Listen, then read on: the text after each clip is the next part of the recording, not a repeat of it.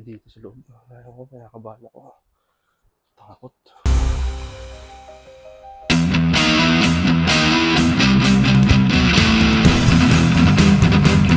Kanya ko.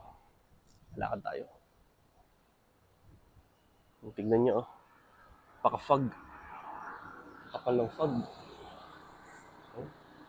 Yung mga establishmento dito sa Tagaytay na tinuluyan namin, oh.